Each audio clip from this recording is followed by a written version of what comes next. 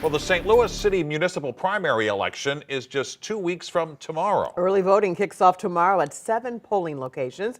5 on your side's Laura Barcheski visited the Board of Elections tonight, where officials were busy preparing. Laura?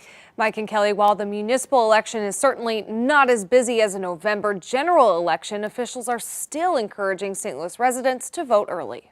Starting Tuesday, St. Louis residents can early vote in the municipal primary election for mayor, comptroller, and alderpersons in odd-numbered wards. They do something called approval voting. That means you can vote for as many candidates that you approve of.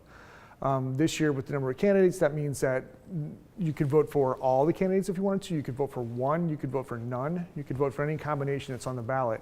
What will happen is that the 2 top vote getters will then move on to the general. For early voting or no excuse absentee voting, you can go to any of the 7 polling places. 6 libraries, including the Kings Highway branch, will be open from 11 to 5, and the Board of Elections office on Tucker will be open from 8 to 5. What you need to vote is just an ID.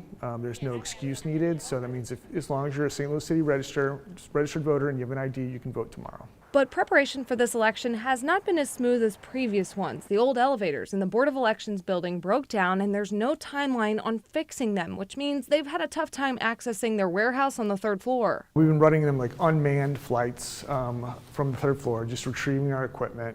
We're getting it down here for the early voting.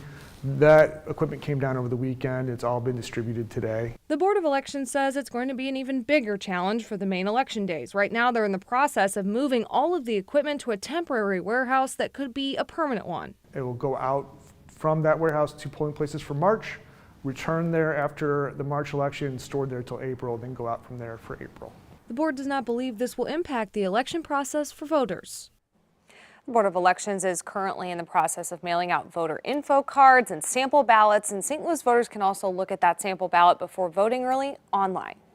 And we put together a voter guide on the ballot rules and the candidates on ksdk.com. Just text the word guide to 314-425-5355 and we'll send you the link.